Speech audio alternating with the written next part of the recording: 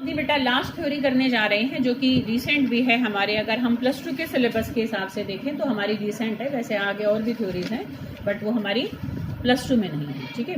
तो अब हम अपनी नेक्स्ट थ्योरी को देखने जा रहे हैं, that is crystal field theory. तो क्रिस्टल फील्ड थ्योरी देखो हमें किस तरीके से कॉम्प्लेक्सेस के स्ट्रक्चर्स को, उनकी बॉन्डिंग को एक्सप्लेन करती है। और इसकी सबसे बड़ी अचीवमेंट रही थी कि इसने हमें कलर्ड प्रॉपर्टीज को वेल एक्सप्लेन करके बताया था कि क्यों कॉम्प्लेक्सेस हमारे कलर्ड होते हैं। इस चीज़ की एक्सप्लेनेशन हमें क्रिस्टल फील्ड थ्योरी ने ही दी थी। इसलिए जब कलर्ड कॉम्प्लेक्सेस वाला जो D&F ब्लॉक में तुम्हारा क्वेश्चन कभी आता है कि why transition metal form coloured compound, इसलिए मैं तुम्हें कहती हूँ उसमें इस लाइन को लिखा करो, it is explained bye crystal field theory, क्योंकि उसने ही इस कलर्ड प्रॉपर्टी को एक्सप्लेन किया था, ठीक है। तो क्रिस्टल फील्ड थ्योरी के अगर हम पॉइंट्स को देखें तो पॉइंट्स तुम्हें कोई याद नहीं करने हैं, इसमें भी हमें बेसिकली हर शेप पर इसको अप्लाई करना देखना है। तो क्रिस्टल फील्ड थ्योरी ये कहती है बेटा कि जो हमारा मेटल आयन होता है वो एक सेंटर ऑफ पॉजिटिव चार्ज होता है, और जो लिगेंड्स उसके चारों तरफ अरेंज होते हैं, चाहे वो न्यूट्रल हैं चाहे वो एनायन हैं, वो सारे एक तरीके से क्या होते हैं, पॉइंट ऑफ नेगेटिव चार्जेस होते हैं। अगर वो नेगेटिव आयन है तो उसका खुद का नेगेटिव चार्ज ही है, और अगर वो न्यूट्रल है तो उसपे जो लोन पेयर्स हैं वो उसको एक तरीके से क्या देगा, नेगेटिव फील्ड प्रोवाइड करेगा, ठीक है। तो जो हमारा मेटल आयन है वो क्या होता है बेटा, एक सेंटर ऑफ पॉजिटिव चार्ज होता है, और जो लिगेंड्स होते हैं वो हमारे सेंटर ऑफ नेगेटिव चार्जेस होते हैं, ठीक है। तो उसने ये कहा कि जो मेटल आयन होता है और जो हमारा लिगेंड होता है उनके बीच में इलेक्ट्रोस्टैटिक फोर्सेस ऑफ अट्रैक्शंस होती हैं, same as that of ionic bond. जैसे आयोनिक बॉन्ड में होता है हमारा कि भाई कैटायन होता है, एनायन होता है, और इलेक्ट्रोस्टैटिक फोर्सेस ऑफ अट्रैक्शंस होती हैं बिटवीन देम। तो उसने कहा लिगेंड और मेटल आयन के बीच में उसने कोऑर्डिनेट बॉन्ड वर्ड यूज नहीं किया था, उसने कहा था उनके बीच में same electrostatic forces of attractions होती है जैसे कि क्रिस्टल लैटिस में होती हैं। क्रिस्टल लैटिस समझते हो कि वो यूनिट तुम्हारी निकल चुकी है, फर्स्ट जो सॉलिड स्टेट थी उसमें हम पूरा क्रिस्टल लैटिस पढ़ते थे। तो जब आयनिक कंपाउंड्स आपस में, उसमें आयंस जब अरेंज होते हैं ना बेटा, जैसे NaCl है तो sodium ion chloride ion well एक प्रॉपर पैटर्न में अरेंज होते हैं एक दूसरे के चारों तरफ, तो उस पूरे 3 डायमेंशनल पैटर्न को हमें क्रिस्टल लैटिस कहते हैं, ठीक है। तो सेम जैसी फोर्सेज ऑफ अट्रैक्शन एक क्रिस्टल लैटिस में होती हैं, वैसे ही फोर्सेज ऑफ अट्रैक्शन हमारी किस में होती हैं, एक कॉम्प्लेक्स के अंदर लिगेंड और मेटल आयन के बीच में होती हैं। जैसी एक इलेक्ट्रोस्टैटिक फील्ड एक क्रिस्टल लैटिस में बनती है वैसे यहाँ बनती है, इसलिए उसने उसको नाम दिया क्रिस्टल फील्ड थ्योरी, कि क्रिस्टल लैटिस में जैसी इलेक्ट्रोस्टैटिक फील्ड क्रिएट होती है वैसी ही फील्ड हमारी किसमें क्रिएट होती है, मेटल आयन और लिगेंड्स के बीच में क्रिएट होती है, इसलिए उसने अपनी थ्योरी का नाम दिया क्रिस्टल फील्ड थ्योरी। अरे बेटा बात समझ में।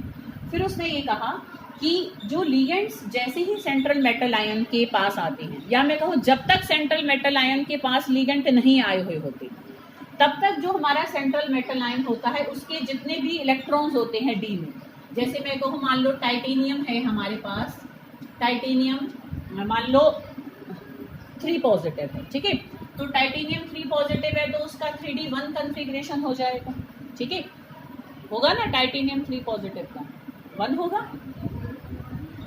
3 पॉजिटिव है तो 2 होगा, स्कैंडियम टाइटेनियम नहीं 1 ही होएगा, है ना, हाँ 2 ही होगा। तो एक इलेक्ट्रॉन है टाइटेनियम 3 पॉजिटिव के पास। तो अगर जब तक मान लो मैं इस कॉम्प्लेक्स की बात कर रही हूँ कि ये मैंने एक कॉम्प्लेक्स लिया,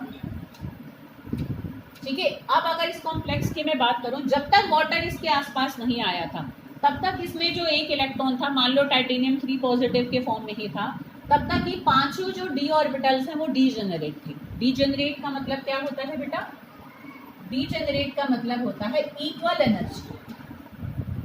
डीजेनरेट का मतलब क्या होता है बेटा, इक्वल एनर्जी, कि ये 5 जो ऑर्बिटल्स थे वो कैसे थे, बराबर एनर्जी के थे, मतलब किसी में भी एनर्जी का कोई अंतर नहीं था, मतलब ये इलेक्ट्रॉन इनमें से किसी में भी जा सकता था, सब में रहते हुए वो न्यूक्लियस से बराबर अट्रैक्शन फील करता, ठीक है। तो यहाँ पर क्या है, 5 D ऑर्बिटल हमारे डीजेनरेट रहते हैं, मतलब इक्वल एनर्जी के रहते हैं, जब तक कि लिगेंड उसके आसपास नहीं आए हुए होते हैं। बट जैसे ही लिगेंड्स उसके पास आना शुरू होते हैं, ठीक है, लिगेंड्स की आते ही क्या होता है, D ऑर्बिटल्स की जो डीजेनरेसी है, जो इक्वल एनर्जी की प्रॉपर्टी है, वो धीरे धीरे लॉस्ट होनी शुरू हो जाती है, कि सारे D ऑर्बिटल्स की एनर्जी बराबर नहीं रह जाती। कुछ D ऑर्बिटल्स कम एनर्जी के हो जाते हैं, जो नॉर्मल पहले एनर्जी चल रही थी, और कुछ D ऑर्बिटल्स ज़्यादा एनर्जी के हो जाते हैं।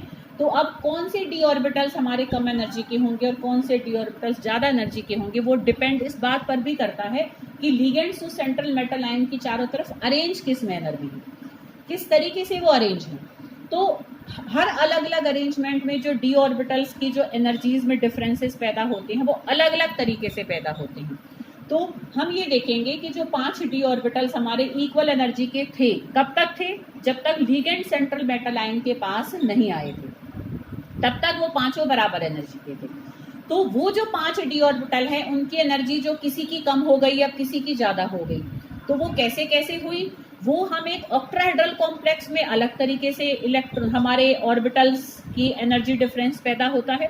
टेट्राहेड्रल में उनका जो टूटना होता है या एनर्जी में स्प्लिटिंग करना होता है वो अलग तरीके से होता है। स्क्वायर प्लेनर में अलग तरीके से होता है। तो हम अलग अलग शेप्स में देखेंगे how the splitting of D orbitals occur in terms of energy.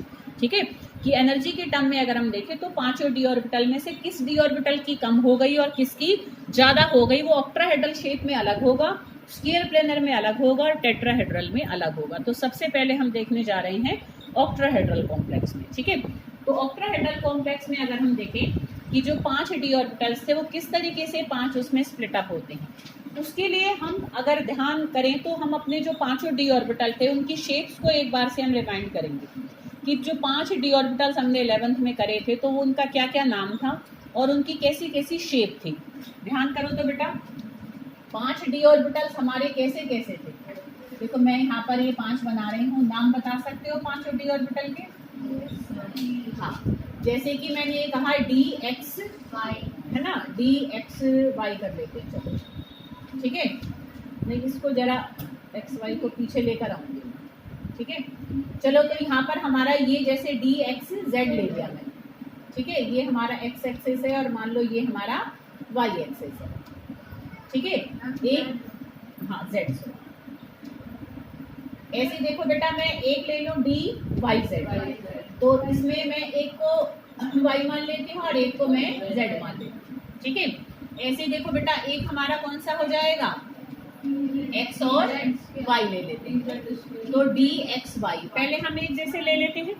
इन तीनों में ऑर्बिटल्स के लोब्स कैसे होते हैं बेटा, बिटवीन द एक्सेस होते हैं। इनमें कैसे होते हैं बेटा, बिटवीन द एक्सेस होते हैं।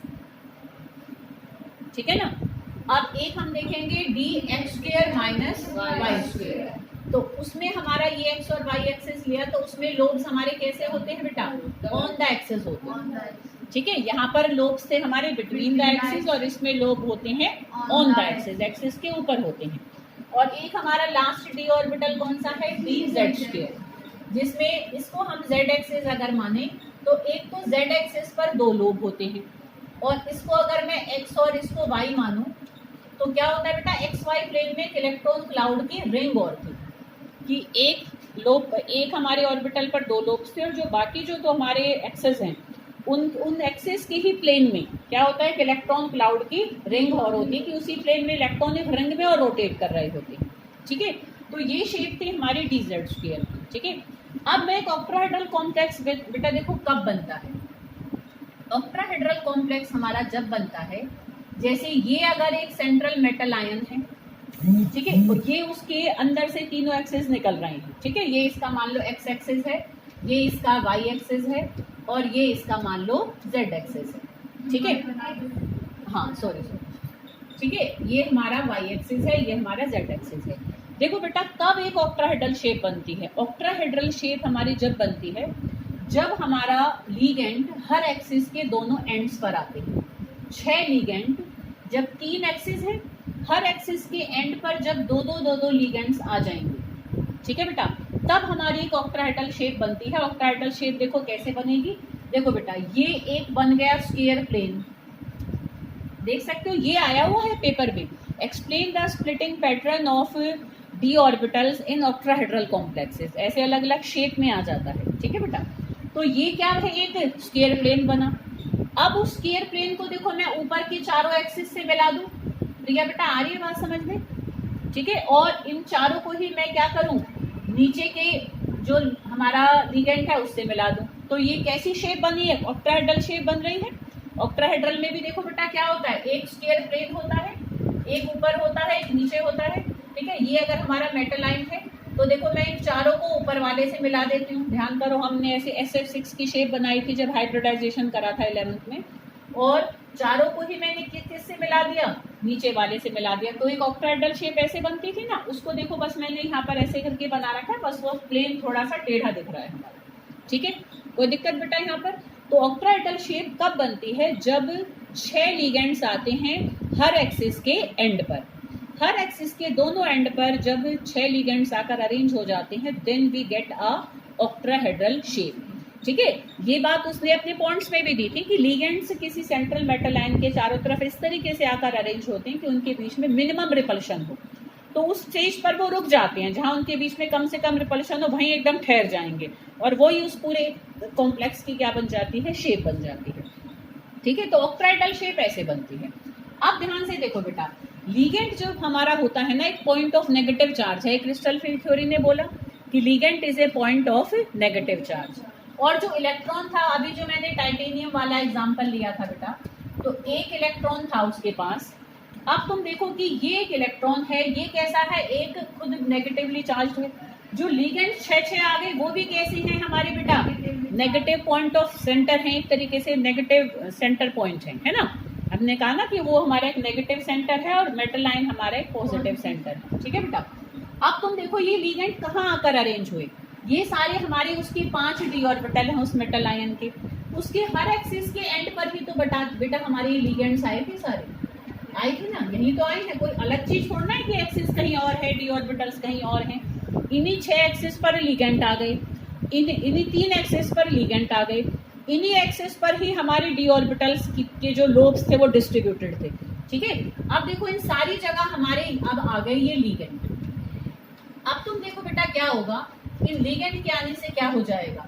अब इस इलेक्ट्रॉन के पास ये 5 कमरे थे, मैं कहूँ ये 5 ऑर्बिटल थे। पहले वो किसी में भी आराम से फ्रीली जा रहा था, उसको कहीं कोई प्रॉब्लम नहीं हो रही थी। पर अब जैसी लिगेंड आ गई, लिगेंड भी नेगेटिव चार्ज दे रही है, इलेक्ट्रॉन भी नेगेटिव चार्ज है। अब वो इलेक्ट्रॉन क्या करेगा, उन लिगेंड से बचता डोलेगा, कि वो बचेगा कि भाई कहाँ जाऊं कि मुझे इनकी रिपल्शन कम से कम मिले। तुम खुद ध्यान से देखो बेटा, क्या d ऑर्बिटल इन तीनों लोब्स में जाना ज्यादा प्रेफर करेगा कि इनमें जाना ज्यादा प्रेफर करेगा। ध्यान से देखो कि कहाँ वो लिगेंड से थोड़ा दूर हुआ है, कहाँ पर लिगेंड से दूर हुआ, यहाँ पर कि यहाँ पर। देखो जरा इन दोनों में बताओ पहले, भाई इसमें लिगेंड की ज्यादा दूर है कि इसमें लिगेंड से ज्यादा दूर है? वो dxy में कि dx² - y² में? dxy में, ठीक है। देखो बेटा यहाँ ध्यान से देखो, देखो यहाँ तो एक्सिस के ऊपर ही लोब है, एक्सिस के ऊपर ही हमारा क्या आ गया है, लिगेंड आ गया। तो अगर इलेक्ट्रॉन यहाँ पर आकर रहेगा तो वो क्या करेगा, इस लिगेंड के बिल्कुल क्लोज आ जाएगा, क्लोजेस्ट आ जाएगा, क्योंकि लोब भी हमारा एक्सिस के ऊपर है और लिगेंड भी एक्सिस के ऊपर ही आता है, तभी ऑक्टाहेड्रल शेप बनती है। तो अब वो किन d ऑर्बिटल्स में जाना प्रेफर करेगा, जिनके लोब्स बिटवीन द एक्सिस हैं। भाई एक तो हमारा लोब यहाँ पर है और लिगेंड यहाँ पर है, तो थोड़ा सा दूर होगा इलेक्ट्रॉन। समझ में आ रही बेटा बात? यहाँ पर तो इन दोनों में ही क्या हो रहा है बेटा, हमारा d ऑर्बिटल ऐसे हैं जिनके लोब्स ऑन द एक्सिस हैं। तो जिन जिन d ऑर्बिटल्स के लोब्स ऑन द एक्सिस हैं उनकी एनर्जी तो बढ़ जाएगी। एनर्जी बढ़ हम क्यों कह रहे हैं, क्यों बढ़ी, क्योंकि अब उनमें इलेक्ट्रॉन जाना प्रेफर नहीं करेगा, यहाँ जाने से वो कम स्टेबल फील करेगा, यहाँ जाने से वो थोड़ा ज्यादा स्टेबिलिटी फील करेगा। जहाँ स्टेबिलिटी ज्यादा फील करेगा वहाँ एनर्जी कम हो जाएगी। तो इन d ऑर्बिटल्स की एनर्जी तो अब कम हो जाएगी और इन दोनों d ऑर्बिटल्स की एनर्जी बढ़ जाएगी। तो जिन d ऑर्बिटल्स के लोब्स बिटवीन द एक्सिस होते हैं उनको मिलाकर उसने एक सेट बनाया, इसने इनका नाम दिया कि इसको हम कहते हैं T2G सेट, ठीक है। ये भी मैंने 1 नंबर वाले में लिखी हुई है, इससे भी रिलेटेड एक लाइन, ठीक है। तो ये हमारा क्या बनेगा, एक T2G सेट। और ये जो दो हमारे d ऑर्बिटल्स हैं जिनके लोब्स ऑन द एक्सिस हैं, उसको मिलाकर हमने उस सेट का क्या नाम दिया, EG सेट, ठीक है। इसको हम कहते हैं T2G सेट और इसको हम कहते हैं EG सेट। समझ में आ रही बेटा बात? अब हम इसको पूरा ड्रॉ करके देखेंगे कि कैसे स्प्लिटिंग हुई। तो अगर एग्जाम में आता है कि ऑक्टाहेड्रल कॉम्प्लेक्स में किस तरीके से स्प्लिटिंग होगी, तो ये जो मैंने देखो बेटा यहाँ पर थोड़ी सी डिटेल दी हुई है, पहले तुम इसको शो करके अगर लिख सकते हो तो, अगर इसको लिखने में तुमसे गड़बड़ होती है ना तो तुम ये स्ट्रक्चर बना दो ऑक्टाहेड्रल शेप वाला, और ये जो स्प्लिटिंग पैटर्न है इसको बना दो, जो अभी मैं तुम्हें ब्लैक बोर्ड पे समझाती हूँ। ये दोनों चीजें बना दोगे तो इसमें भी तुम्हारा आंसर निकल कर आ जाएगा, ठीक है। हाँ, पहले ऊपर ये बना दो कि ऑक्टाहेड्रल शेप करके तुम ऐसे बना दो कि लिगेंड्स ऐसे डिस्ट्रीब्यूटेड होते हैं, तो वो लिगेंड्स जब ऐसे डिस्ट्रीब्यूटेड होते हैं तो डी ऑर्बिटल ऐसे स्प्लिट अप होते हैं, ठीक है। तो उन दोनों बातों को हम ड्रॉ करके भी अपना एक्सप्लेन कर सकते हैं अगर हम उसको लिख नहीं पाते तो, ठीक है बेटा। तो अब हम उस स्प्लिटिंग पैटर्न को समझेंगे कि कैसे पांचों डी ऑर्बिटल दो सेट में बटे, क्यों बटे ये तुम्हें अभी समझ में आया होगा, ठीक है बेटा। अब हम देखेंगे किस तरीके से उनमें डिस्ट्रीब्यूशन होगा। तो देखो कि ये जो हमारे 5 डी ऑर्बिटल थे, ठीक है, देखो इस तरीके से करके बनाएंगे कि ये जो हमारे 5 डी ऑर्बिटल थे, जब तक लिगेंड उसके पास नहीं था तब तक उसकी एनर्जी क्या होती है, काफी लो होती है। तो इसके नीचे हम लिखेंगे इन एब्सेंस ऑफ लिगेंड्स, कि अभी लिगेंड पास ही नहीं आया बिल्कुल भी, तो पांचों डी ऑर्बिटल बिल्कुल बराबर एनर्जी के हैं, कोई प्रॉब्लम नहीं है उनको। अब जैसे ही लिगेंड पास आए, अब देखो होता क्या है, लिगेंड ऐसा नहीं कि पास आ गए और एकदम से अरेंज हो गए शेप में, जैसे ऐसे होते हैं ना कि लिगेंड उसके आसपास अब मंडराना शुरू हुए, अब घूम रहे हैं उसके चारों तरफ कि कैसे अरेंज होंगे। तो जब वो घूम रहे होते हैं ना तो एक स्फेरिकल फील्ड क्रिएट करते हैं। पहली फील्ड कैसे बनाते हैं, स्फेरिकल, कि चारों तरफ घूम रहे हैं, ठीक है। निकिता सीधे होकर बैठो, ठीक है। फील्ड कैसे बनाते हैं, वो ऐसे स्फेरिकल सी फील्ड बन जाती है। तो जब एक स्फेरिकल फील्ड बनेगी तो अभी वो कहीं एक पर्टिकुलर जगह पर अभी क्या है, मतलब कहीं एक किसी पर्टिकुलर जगह पर अभी वो फिक्स नहीं हुए हैं, अभी लोकेटेड नहीं है, अभी बस घूम रहे हैं। तो जैसी नेगेटिव चीजें आएंगी तो अंदर वाले इलेक्ट्रॉन भी घबराने लग जाएंगे कि कुछ तो आ रहा है जो अब हमें रिपल्शन देगा।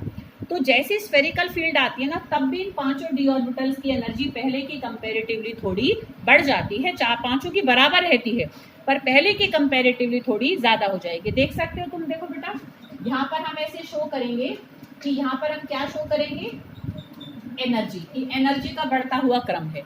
ये हमारी है फर्स्ट स्टेट। ये कैसी है स्टेट इसकी बेटा, फर्स्ट की, जब तक लिगेंड उसके पास नहीं आए थे। जैसे लिगेंड इसके पास आ जाएंगे ना बेटा, इन सब की एनर्जी थोड़ी सी बढ़ जाएगी, पांचों की ही बढ़ेगी, तो वो हमारी बनेगी स्टेट सेकेंड, ठीक है। अब हम इसको प्रॉपर मैनर में करेंगे। ये मैंने थ्योरी तुम्हें उसमें भी समझा रखी है जब हमने डी एंड एफ में कलर्ड कॉम्प्लेक्सेस को किया था, पर वहां मैंने पूरा डिटेल में अच्छे से नहीं कराई थी, क्योंकि अब हम थ्योरी कर रहे हैं तो अब हम प्रॉपर करेंगे। तो स्टेट सेकंड हमारी क्या है बेटा, in spherical field of ligand. ये हमारी कैसी है बेटा, ये स्फेरिकल फील्ड जो लिगेंड्स अभी आकर बस अभी अरेंज होना चाह रहे हैं, उसी में ही पहले तो एनर्जी बढ़ जाती है। पांचों जो डी ऑर्बिटल्स हैं पहले के कंपैरेटिवली ज्यादा एनर्जी के हो चुके होते हैं, ठीक है बेटा। अब जब वो प्रॉपर आकर अरेंज हो गए, और अरेंज किस फॉर्म में हुए, ऑक्टाहेड्रल शेप उन्होंने बनाई, तो हमारे ये पांचों कैसे स्प्लिट अप होंगे बेटा, 3 डी ऑर्बिटल की एनर्जी तो कम हो जाएगी, जो कौन कौन से थे बेटा, d x y, d y z और डी एक्स जेड, ठीक है। और ये सेट कौन क्या कहते हैं बेटा, T2G सेट कहते हैं, ठीक है। और 2 डी ऑर्बिटल्स की एनर्जी हमारी बढ़ गई, जो कि हमारे कौन कौन से होते हैं, d x square minus y square और डी जेड स्क्वायर, और इन दोनों को मिलाकर हम कहते हैं EG सेट। यहाँ तक आई बेटा बात समझ में। अब इन दोनों के बीच में जो एनर्जी डिफरेंस पैदा होगा उसको हम रिप्रेजेंट करते हैं बेटा डेल्टा O से, ठीक है। इसको हम कहते हैं क्रिस्टल फील्ड स्प्लिटिंग एनर्जी भी कह देते हैं, क्रिस्टल फील्ड स्टेबलाइजेशन एनर्जी भी कह देते हैं, और नॉर्मली हम इसको CFSC भी कह देते हैं, ठीक है। कॉमन टर्म हम इसके लिए जो इसको शॉर्ट फॉर्म में लिखें तो दिस इज CFSC। अब देखो बेटा, ये जो एवरेज एनर्जी डी ऑर्बिटल्स की पहले आ रही थी, इसी एनर्जी को अगर मैं ऐसे देखो ना बेटा, तो इसको हम कहते हैं, जो एक एवरेज एनर्जी पहले की कंपैरेटिवली निकल कर आ रही है, इसको ना हम बारी सेंटर कहते हैं। क्या कहते हैं बेटा, इसको हम बारी सेंटर। अब देखो बेटा, कहीं भी जब हमारी स्प्लिटिंग होती है तो जो नीचे वाले डी ऑर्बिटल्स की एनर्जी, अगर मैं इसको मान लो एक तरीके से 1 मानकर चलूं कि ये जो डेल्टा O है, अगर इनके बीच में जो स्प्लिटिंग हुई मान लो वो 1 डेल्टा O हुई है, तो हमेशा उस 1 डेल्टा O का 0.6 डेल्टा O तो क्या होती है, एनर्जी बढ़ती है, और -0.4 डेल्टा O एनर्जी क्या होती है, कम होती है। समझ में आ रही है बेटा बात? बारी सेंटर से कितनी एनर्जी कम हुई हमारी T2G ऑर्बिटल्स की? -0.4 डेल्टा ओ, और Eg की कितनी बड़ी? 0.6 डेल्टा ओ। इस वैल्यू से ना हम आगे चल के कैलकुलेशंस भी करेंगे, इनकी CFSC भी निकालेंगे, ठीक है बेटा? या मैं इसको अगर ऐसे कहूँ कि भाई मान लो ये मैं कहूँ कि भाई ये हमारी 5 डेल्टा ओ है, कि भाई मैं मानकर चली कि वैल्यू हमारी टोटल मैंने 5 मान ली, तो यहाँ पर देखो बेटा हमारा क्या होगा कि अगर ये 3/5 हमारी क्या है, बढ़ी है एनर्जी, तो ये हमारी 2/5 एनर्जी घटी है, ठीक है बेटा? हम इस मैनर में भी कह देते हैं कि भाई मतलब एनर्जी बढ़ी ज्यादा है, जितनी एवरेज एनर्जी आ रही थी जितनी कम हुई है उसकी कंपैरेटिवली हमारी वो बढ़ी ज्यादा है। ये हमारी 6.6, ठीक है ना, 0.6 डेल्टा ओ अगर एनर्जी हमारी बढ़ी है Eg ऑर्बिटल्स की, तो T2G की हमारी -0.4 डेल्टा ओ कम हुई है। समझ में आ रही बेटा बात? तो this splitting of 5d orbitals in 2 sets T2G and Eg set is called crystal field splitting. तो कई बार खाली ये डेफिनेशन भी एक नंबर में आई हुई है, but is crystal field splitting. तो क्रिस्टल फील्ड स्प्लिटिंग क्या होती है बेटा? Splitting of 5d orbitals in presence of ligands in T2G and Eg set in octahedral complex. ठीक है, जो G वर्ड होता है ना बेटा, ये G वर्ड हमेशा हमारा गेराडी होती है, इसकी फुल फॉर्म आगे चल के देखते हैं हम BSc MSc में। तो ये जो G होता है ना बेटा, ये G गेराडी टर्म हमेशा ऑक्टाहेड्रल शेप के लिए इस्तेमाल करी जाती है। हम टेट्राहेड्रल या स्क्वायर प्लेनर में हम उसको नहीं यूज करेंगे, ठीक है? आ रही बेटा बात समझ में? तो this is called crystal field splitting and this is the splitting pattern for octahedral complexes. Clear बेटा?